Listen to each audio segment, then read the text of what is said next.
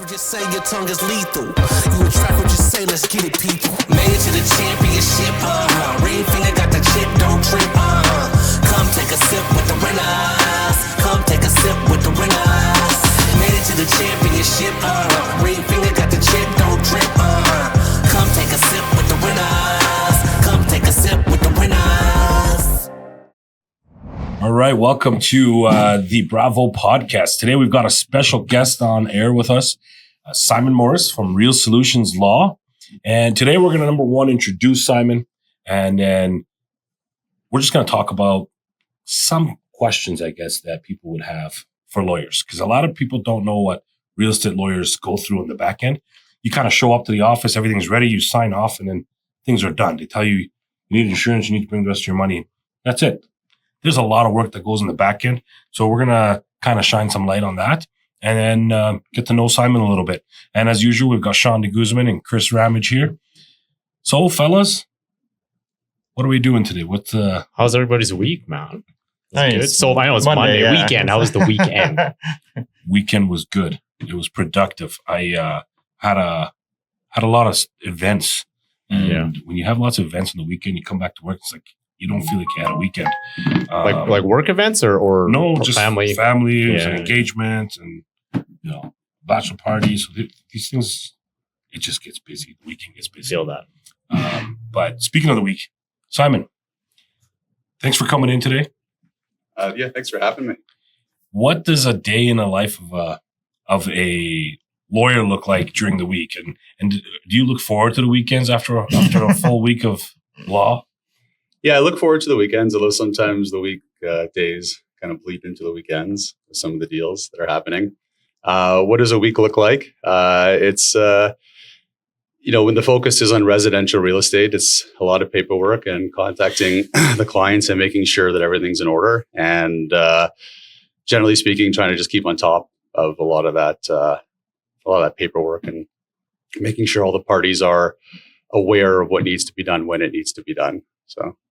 So Simon is from Real Solutions Law, and he has over 20 years of experience in Ontario, a bunch of years here in Alberta. He's moved over. He's a statistic. He's one of the guys that moved from Ontario to Alberta in the last few years. So I think more Ontario people should do that. They should continue to do that because it's good for our economy and, it's good for real estate. But jokes aside, one thing I wanted to know is we were preparing for this podcast. I'm like, I got to ask this question because nobody knows. The public doesn't know. And it's, what do you do? No, no, it's not that. It's about pricing. It's about pricing because when we talk pricing about, okay, what is it going to cost? People quote what the lawyer's fee is.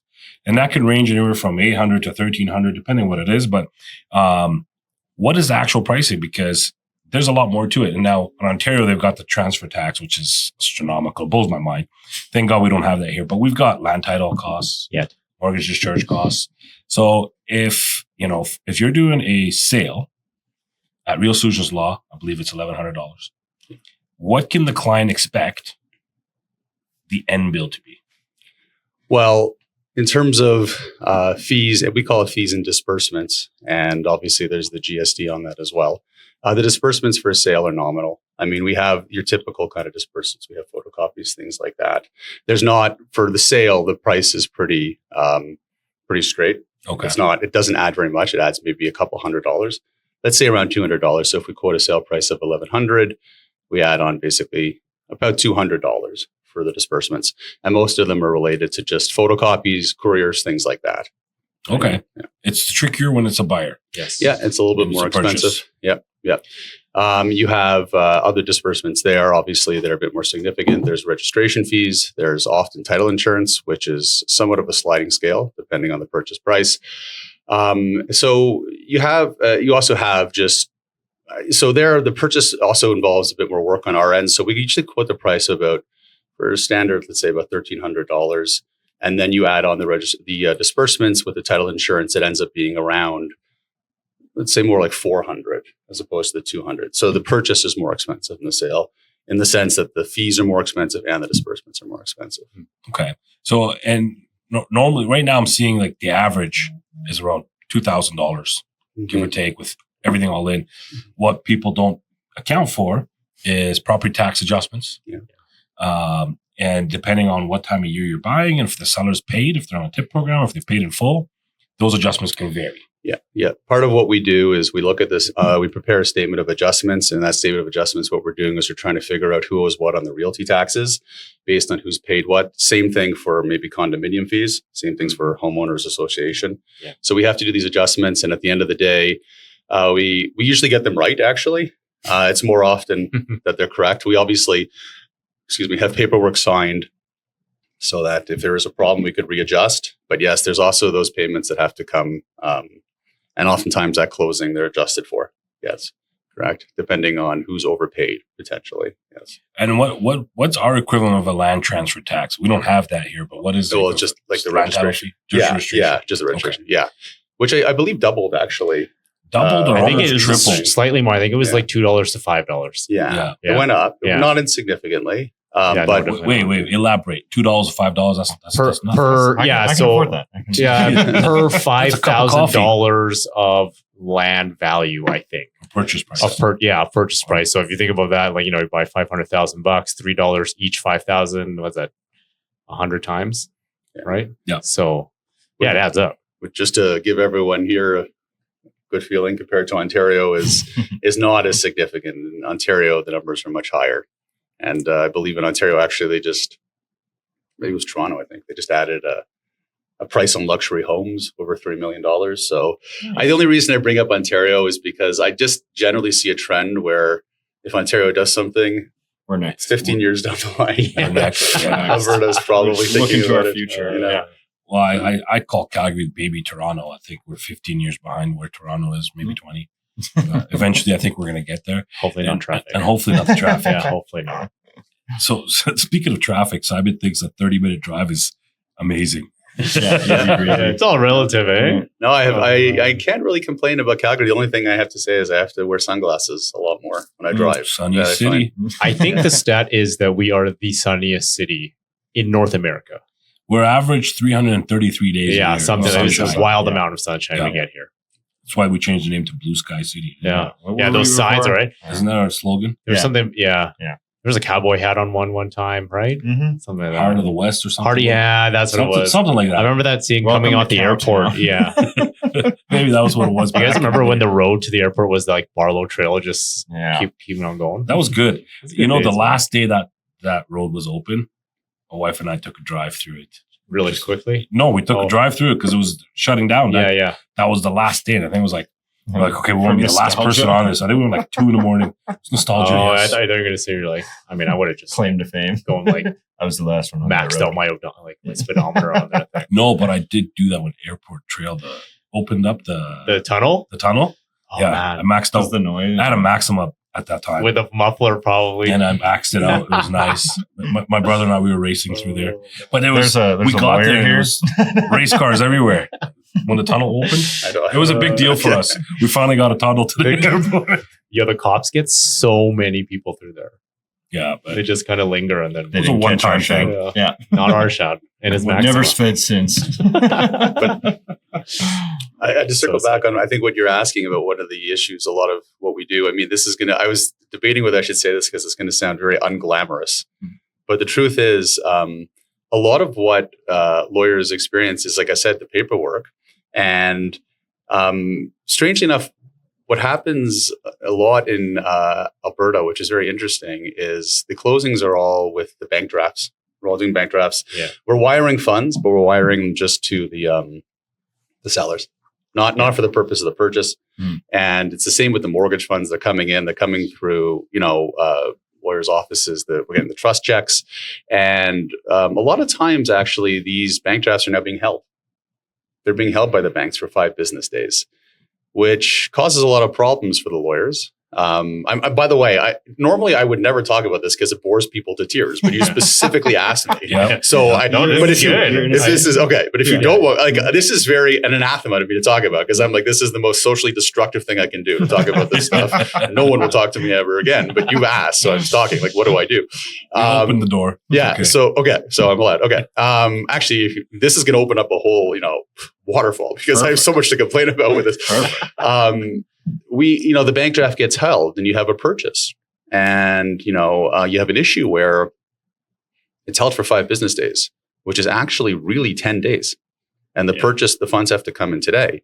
And there's different ways that funds can be held. It could be held as a draft from a lawyer's office, right? Like a lawyer's draft, or it could be potentially a purchaser themselves who has come and deposited funds with the bank draft.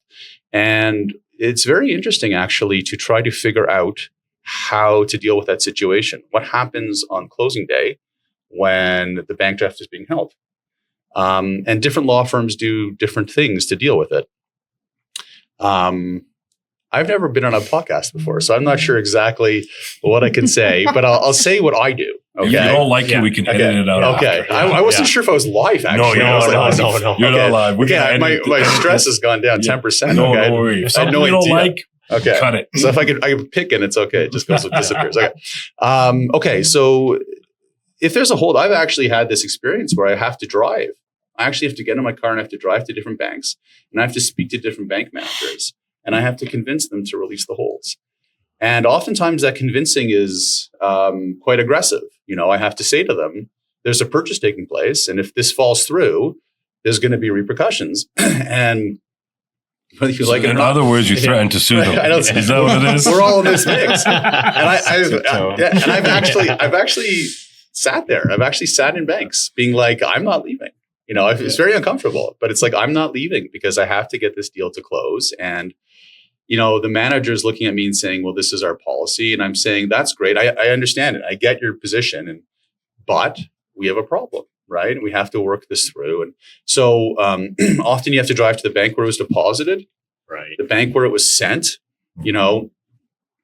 and actually the problem didn't improve. It's been getting worse over time because people are more concerned about frauds. Yeah. So banks are putting more security in place. I currently can't send an e-transfer without an RFA code now, which is absolutely mind-boggling to me. And also as its own. So what the lawyers do is they either have to run around and really finagle each deal where it's held, or they have to establish a relationship with some of the banks in a way which makes it more functional, where if you have a hold, you're able to quickly speak to the institution and they know you know them. Yeah. And in some ways it's interesting because technology has made a full circle and it's made us have to have these interpersonal relationships again with the banks, which we were moving away from. Yeah, it's very ironic. Yeah. And then I would say, here's my kind of thing about Ontario, which I'd added, which I may rant actually, because I have something to say about this. I mean, I did practice in Ontario for quite a while, and the APS is there, the agreements of purchase and sale. They have closings of 6 p.m. Whereas here, the purchase agreements are noon. Yeah. Now, noon is tough. Yeah. It's tough for us. It makes it so that if you theoretically wanted to send a wire, you'd have trouble doing that, right? Because the wire wouldn't arrive on time. Yeah. So the structure of the purchase agreements here is maybe something where you guys would maybe know better. I'm not sure why. I think we need to advocate for some change. Yeah. Because, I never thought about it as an issue, but a couple things come to mind. You guys remember when Calgary experienced that crazy boom?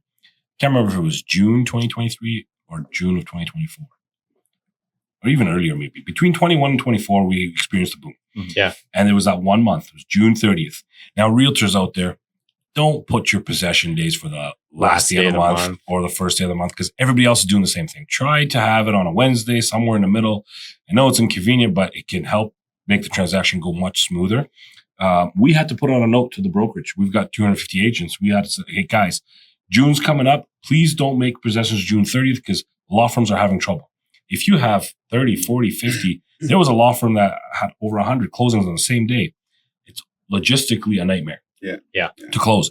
And we think in today's day and age, technology, everything is electronic, moves fast. No. Land title's antiquated, physical paperwork. The banking system, there's a lot of other issues there. So caused a lot of problems. We sent out a note warning everybody, don't put your possession date. Yeah. So, did they listen? In general, well, some people did it. I I like to feel we made a difference. But, the best day is a Wednesday, in my opinion, Tuesday, Wednesday, Thursday. Because if there's an issue, you got a day or two Business day. before to work That's on the problem and a day or two after to work on the problem. That's right. Because what happens if you got a problem on a Friday? Yeah. You're stuck till Monday. Yeah. And somebody's paying daily interest. Yeah, we asked for the per diem. I mean, this is another interesting point. I have to preface this by saying I'm very pro Alberta, very pro Calgary. But there are a couple of things I learned from Ontario that I found were interesting, which I actually query as to why here it's different. In Ontario, the way I close my deals is online. I register on something called TerraView. I click buttons and I transfer ownership and I register mortgages instantaneously through TerraView. Yeah. Whereas here, I'm couriering packages to land titles, and it's causing. What it does is it makes for example, if you have 100 closings, I mean that's very arduous to deal with. Yeah. With all the paperwork. What we do here is the wet signatures. So, I mean, in Ontario, most I'd say like 98% of my transactions are able to be DocuSign. There are lenders who want, I call it SIGRI, but I may mispronounce that, if they want a signature. You could also still do a digital signature. And then there are some lenders who say, they want the wet signature. You obviously have to do, I'm talking about refis in that situation. But, you have to do what a lender wants in the case of a refi, but for the purpose of purchase and sale, we can do DocuSign or AuthentiSign. We're often doing Zoom video calls for identification, see the license. And, but here, it's actually, instead of doing the online signings with the lawyers, everyone is doing wet signatures. Yeah. And what's happening is I can meet the people by video or in person. But if I do meet them by video, they're couriering the package. Yeah.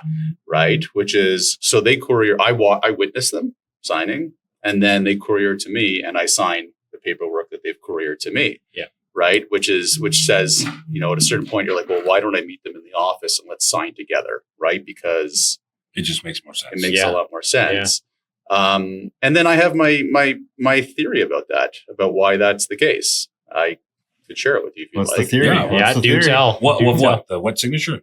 Yeah, I think. The whole why Ontario? Well, that's how it was done in 1900s, no? Well, yeah. So we continue. In 2019, years ago in Toronto. Ontario was completely like Alberta. Like it was very much a wet signing, bank run situation. TerraView was still very digital, but not completely.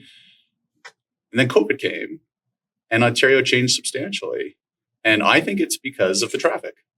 I think that people in Toronto, when they realized they didn't have to drive to see a lawyer, were very appreciative of that. And lawyers as well have, the driving and the running. It's very difficult. It takes a lot of time. Whereas in Calgary, or maybe even more Alberta, going for a drive is a 10 or 15 minute experience. So there wasn't such resistance, I think, on the part of people. I think it was a real need maybe in Toronto. Like I think people really felt very strongly that was a really good thing. It really facilitated getting rid of a lot of the issues. And so therefore, it seems to have stuck in Toronto, and it became very digital.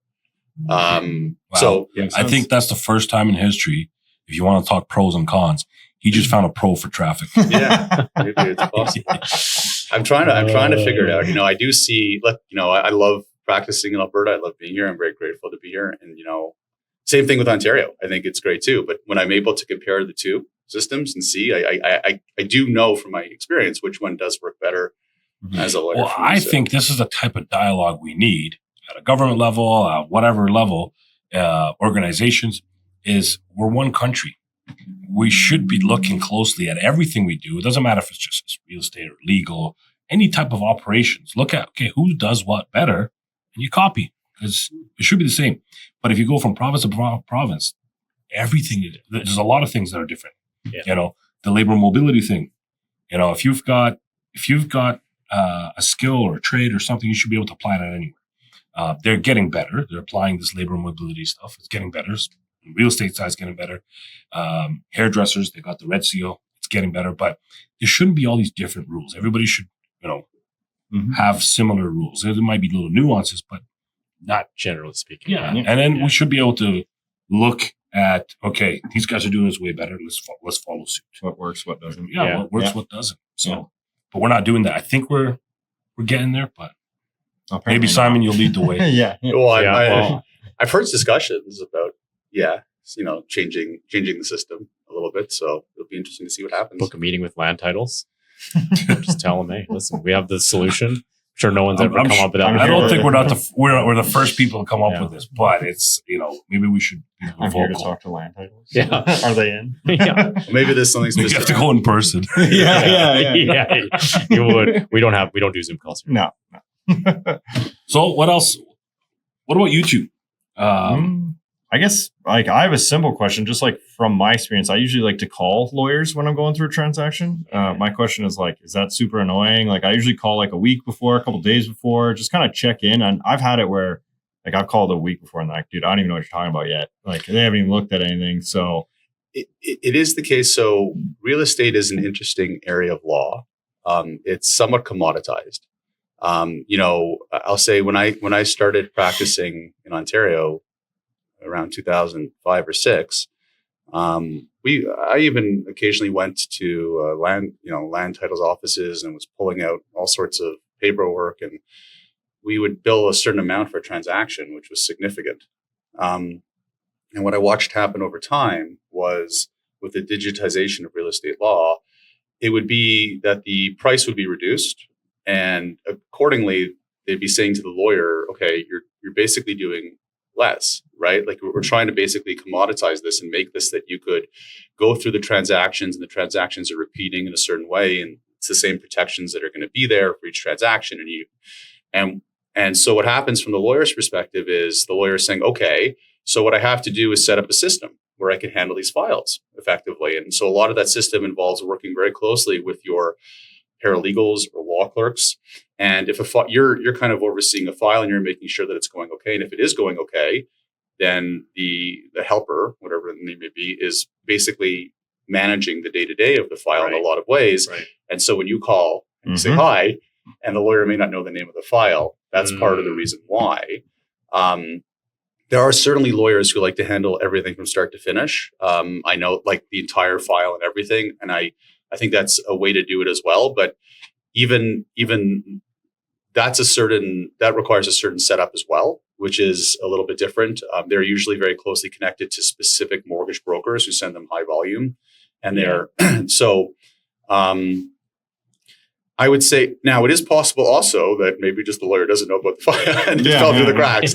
But I generally say, if the lawyer doesn't know which file it is, I mean, it's oftentimes the case that he's speaking to the paralegal, he or she is speaking to the paralegal or the law clerk and saying, hey, that file that I was dealing with before, but you've been handling for the past 4 days.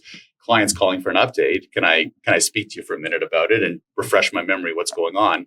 Usually if there's a major issue with the file, that's when all of a sudden it circles back to the lawyer and the lawyer has to get involved again. And then you hear from the lawyer quite a bit. And the irony of it is most people maybe feel comfortable hearing from the lawyer and want to hear, but it's actually the last thing you really do want. Yeah. Because the lawyer's usually calling you if it's a problem. It's bad. Whereas if it's I've just always had it with mortgage brokers and lawyers as a realtor.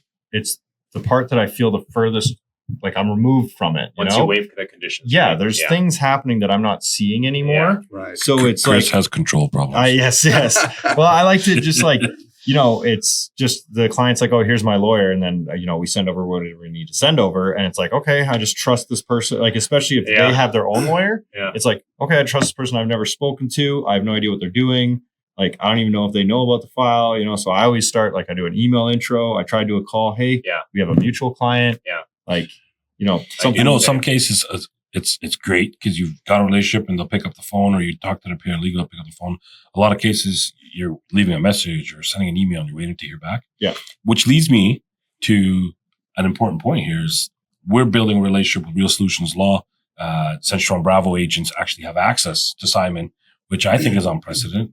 He's in our WhatsApp group where agents can, you've graciously allowed us to do this to you and send a message and put you on the spot. So if you're an agent with us and you want a specific term or you have a question about a specific case by case like transaction, you can ask the lawyer directly and either the lawyer or the paralegal will get back to you with an answer.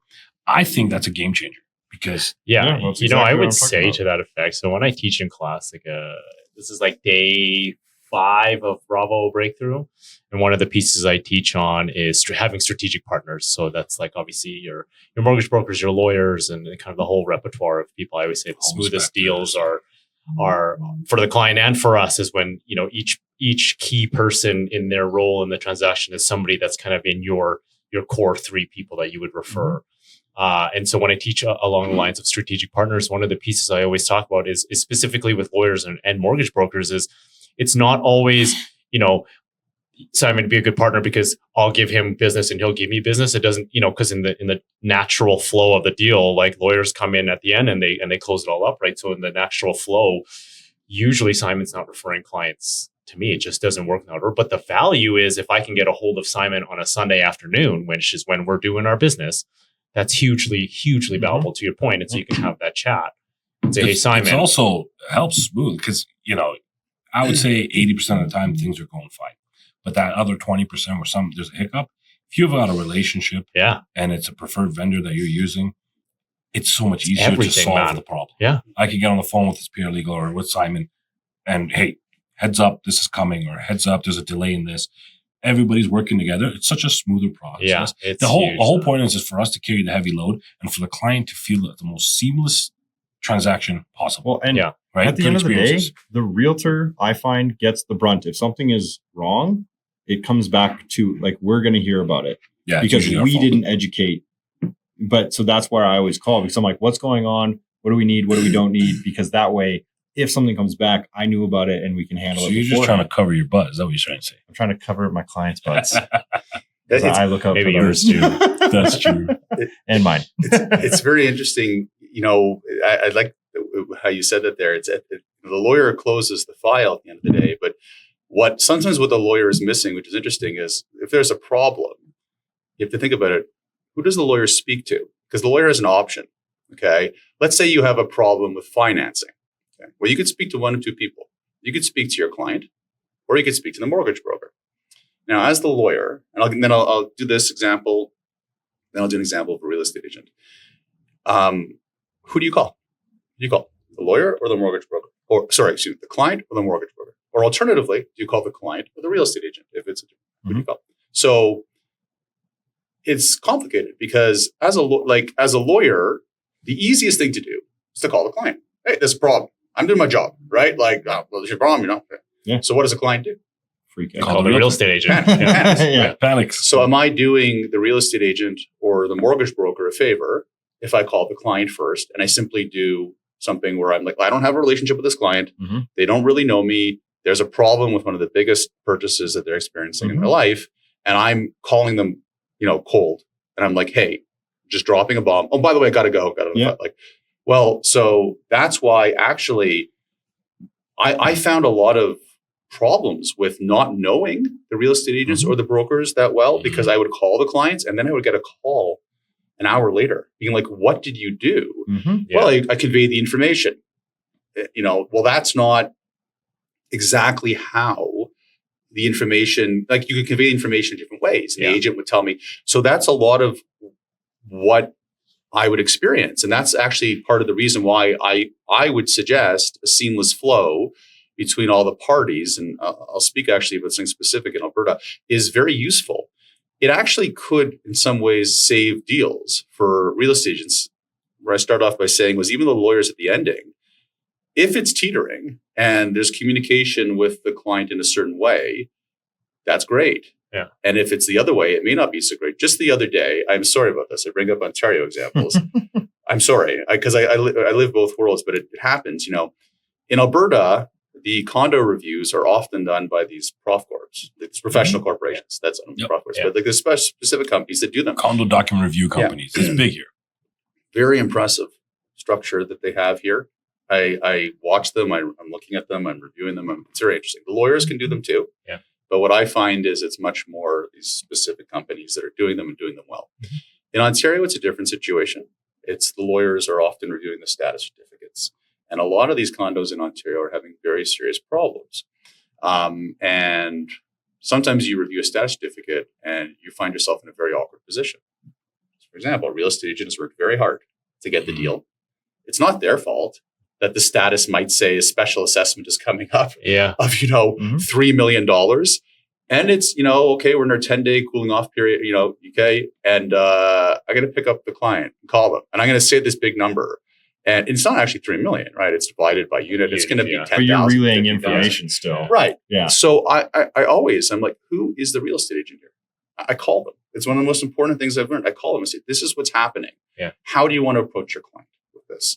And that actually translates into, I've noticed just in the deals that I deal with, more deals actually resolving. I actually had a situation on Friday where I called the client, spoke to the real estate agent. I was like, it's $15,000 more.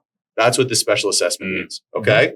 And the way they worded, it's a little complicated, but I'm pretty sure, like, double check with the condo corp. This is what's happening. And I thought that was the last I'd hear of it. Genuinely. I thought in Ontario, given the market, okay, that deal's done. And I'm just kind of saying, it's complicated because I'm like, this real estate agent should like me, right? I did a great job. Meanwhile, she's fuming, right? She worked very hard for you. And I'm talking to her and I'm like, really what I'm saying is, what do you want from me? Like, I have to do this. Well, the facts are the facts. Yeah. What are you going to do? She managed to get the client to close it. She was given the information that she needed. And she had 5 or 6 days to work it. And I could tell the client was like, what is this? And then I heard back 2 or 3 days later, okay, it's going to close. Now I'm assuming that they probably negotiated the price down. Yeah, they probably said okay, we could use this to just whatever. And I think I even saw an amendment come in or something. But it's interesting because people are like, well, the lawyers, what does it have to do for saving, for the real estate agent? Like you said, how does it make the real estate agent deals? Well, actually, the communication can save a deal. Oh, yeah. In certain circumstances. It's the same from the mortgage broker. Yeah. Like where's the funds? So what and all of a sudden, who do you call? Oh, yeah. And you have to deal with that too. That's right. Well, you have to be very careful. You have to say, I'm not the mortgage broker. I didn't arrange this, but there seems to be a problem. There seems to be a shortfall here or something like that. Yeah. What is the shortfall? Why is it happening? And you could also speak to the client and explain, well, is this reasonable or not? Like, it could be the case that the job wasn't done well. And for whatever reason, the amount requested was off. It could also be the case that there's something unexpected, that was found later on title. And so the mortgage broker is actually doing a great job. And the client sometimes wants to hear from the third party. They're like, they trust the mortgage broker, they trust the real estate agent, but only so much. In your experience, Mr. and Mrs. Lawyer, have you seen this? Why is this happening? Is this reasonable? And then you're able to say, hopefully yes. If no, you also, you have to be a bit careful how you speak, but you're also, able to work for the client as well sometimes. Like sometimes even if you lose the deal, even if you do lose the deal for the client, there's ways the deal gets lost and there's ways the deals get lost. Like, is someone going to have egg on their face, or is it reasonable? Who's explaining it to the client? There's reputation that's there, right? Which can be saved even if the deal goes south by proper communication. And so I that's why I'm excited for C21 Bravo, to work closely with them, because I think that information flow is very useful for that reason. I think it actually does, have a percentage effect on some of the deals. 100%. Well, based on what you said, how many heart attacks have occurred based on the message you've delivered? Yeah. Well, it's not. You owe $3 million. Then I wait 15 seconds and divided by 400. Yeah. It's the text bubble. Well, listen, I operate in two worlds, and I'll tell you this, Alberta is not heart attack territory. Every phone call I make, and Ontario, it doesn't matter what I say, it's heart attack territory right now. Wow. Just because of the price gap. People cannot come up with the money to close their condos in Ontario. They lose their deposit, and they're going to be sued for the difference when it sells. And it's vulture fund time for there. It's sad. It's brutal what's happening over there, and they haven't seen this market in a very long time. Yeah, and then in Alberta, it's a very different feeling. I know it's not roaring. This isn't the roaring, but it's certainly a much calmer perspective. Yeah, situation. So actually, there's also that when you talk to people, because it's interesting, herd mentality. It's interesting. If when you tell someone in Ontario, there is a major problem and there may be some financial consequences, they don't feel alone. You know, they're surrounded by many other people who are going through a lot of duress with their property purchases. And there's a feeling that like, I'm one of many, right? And this is not uncommon. And I think even institutionally, there's a little more give because of that. Like a lot of places are like, yes, this is happening. So there's a lot of that. Whereas here, I think it's a very, what? Like that's happening. That's, you feel very unique if it's a problem. So I did have one very unique situation in Alberta, which I didn't know how to wrap my head around. I didn't know. I got and it was I figured, you see, when Arshad told me about the podcast, he said it would be a brief introduction, and I figured there'd be one question. I didn't know I'd be sitting here. We're 40 minutes in. Yeah, I thought this. I was. I love putting people on the spot. It was good time. I actually have an appointment. I'm sorry. I actually have a call. Really? Yeah, I didn't know. We will wrap it up because I actually thought I was supposed to say hi, and I prepared for one question, which is like, tell me a funny story. That's what I thought I was doing. There was someone who couriered a package for a closing from South Africa and signed it. I videoed. And she disappeared, and the package disappeared. And it was, and I couldn't get in touch with her. We couldn't locate the package. It was such a strange situation. Yeah, I thought maybe she died or something. And then it was all, a very difficult situation. And I contacted the insurer and got them ready because I said, what am I supposed to do if the package is gone and the other side wants a closing? And my client has disappeared and popped up last minute. Where were they? I forget the reason, but something happened where they were incommunicado. Maybe they were, and then they managed to divert the package and get it. And I was like, what do you do in that situation when it's been signed? I know it's been signed. I witnessed it. Right. Yeah. And the other side says, we want to close. And the package is lost on transit and you can't even get the client to re-sign because you can't find. So you're in a position where it's all been signed. Right. And then there's repercussions to not closing, but you can't get in touch with the client. And so should it close? Like if the paperwork, for example, I was worried, what happens if the paperwork does come through? Or sorry, I was thinking, no. I had about 4 different worries. I can't remember, but it was very, and then it's all bad. Yeah. It all worked out, but I actually never really resolved what would happen if the paperwork is all signed and it's couriered out. And the client disappears and the paperwork disappears and you as the lawyer know that this client did everything to close the transaction and you're in funds. Yeah. And the other side is like, we want to close or there will be a lawsuit. And you're like, I could close it. Like, I don't know what to say. Like I saw it all signed, but I can't. Yeah. So so it was very, very interesting. A specific Alberta. That was the anecdote I came. Wow. That was the story I was going to tell. That leads me to the next question, and we'll save it for our next podcast. We're going to bring Simon back, and the next podcast we bring him back is we will write down our questions, and then we'll just interrogate Simon. But firing squad. We're going to bring in a litigation lawyer, Simon, for our next podcast with you. And then I want you guys, because you've done a lot of litigation, talk about, what happens in real estate litigation, the difference between Ontario, Alberta, or just what happens. People don't know. Things go wrong. But one thing what you just said, what happens in a death? Let's say somebody dies right before possession. So we'll leave the answer to that for the next podcast. Isn't there a section in the purchase contract about that? There is, but people don't know. Or 12. People don't know. So we will talk about the details. Can I just say one thing, Arshad? Absolutely. I just want to make clear that in Alberta, actually, all that I do is real estate. I just do real estate transactions. My litigation experience is completely Ontario. Yes. So I just wanted to make sure. That's why we're bringing in the litigation lawyer. You're pulling out the cards right now? In the meantime, can you just tell us where we can find it? Yeah. So Simon Morris, Real Solutions Law. The address? Well, we're going to put all the information on the screen here. And Alberta Healthcare. Just go ahead, throw that all in there. We'll throw a link below for the website, all of Simon's information if you need to ask him questions or send him a deal. Yeah, or the WhatsApp group too. Yeah, and the WhatsApp group. Yeah. So we'll get all the information out there. Simon, you don't know this, but we follow a podcast called The Diary of a CEO with Stephen Bartlett. He's an incredible dude. And I got these cards off him. So it's section 16. These are deep questions. I found it. Section 16 in the contract talks about a death? Yes. Okay. We'll talk about it. Save it for the next podcast. Cliffhanger. Yeah, I knew it. So these are conversation cards. There's some deep questions. So we'll pick out a card. I'll let you pick out a card. Just randomly pick one out. And what is the best way to write a holdback? Get you to answer a question. That's weird, isn't that? You know, these would be useful. You want me to read it? Or? I'm going to read it to you. Okay. So this was done. What do you fear you will most likely regret 10 years from now? On a podcast, you're asking? Like, Just random. It's the true essence. Like what comes to mind when you think of that? Fear that it was. They will regret 10 years from now. Wait, what was it again? Okay. What do you fear you will most likely regret 10 years from now? Do I have to answer this honestly? Just however you want. Off the cuff. Oh my God, I was supposed to come here and say hi. You guys are like going to like typical lawyer. You will most likely regret 10 years from now. Okay, I'm going to go light on the answer, okay? A bad hair transplant.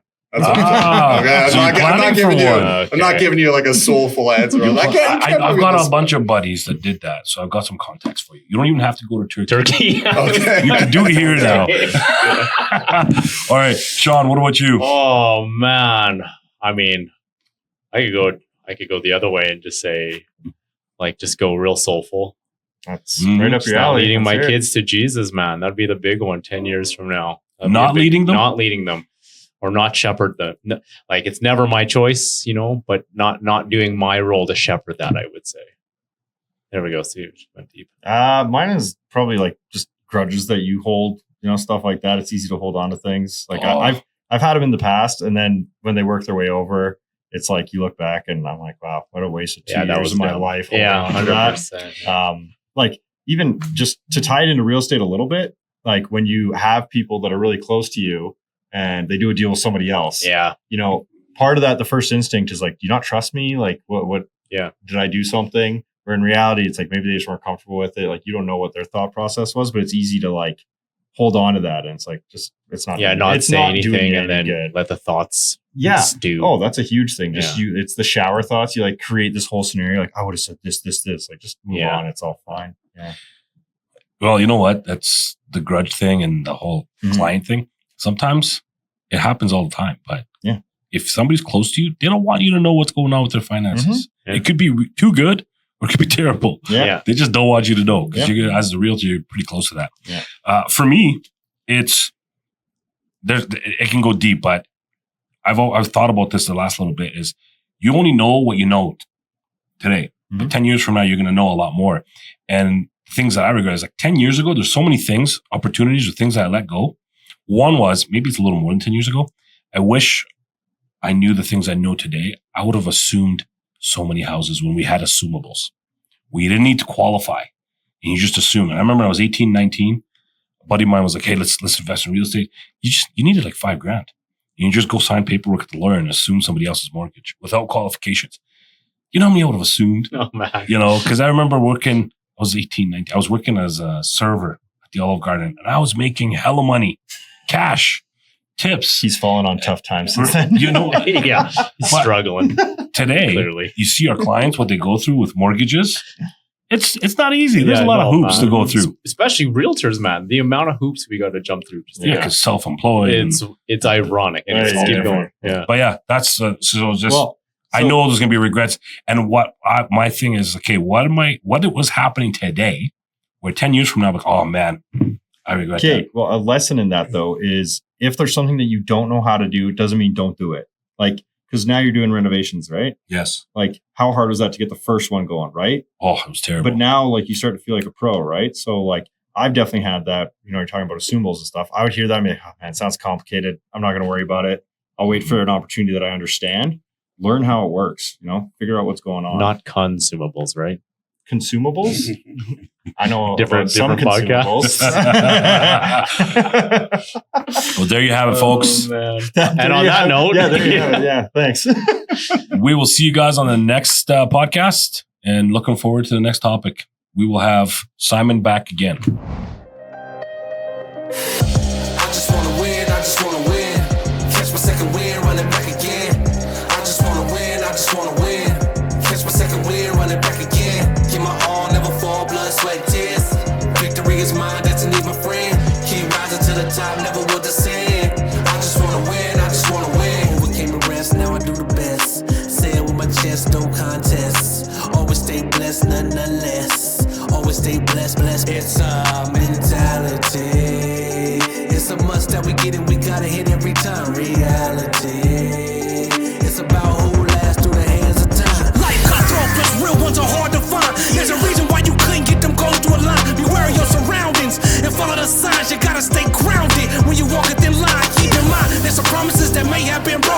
Needless to say, we ain't dreaming and hoping. We just aiming and scoping, hitting the target. When it comes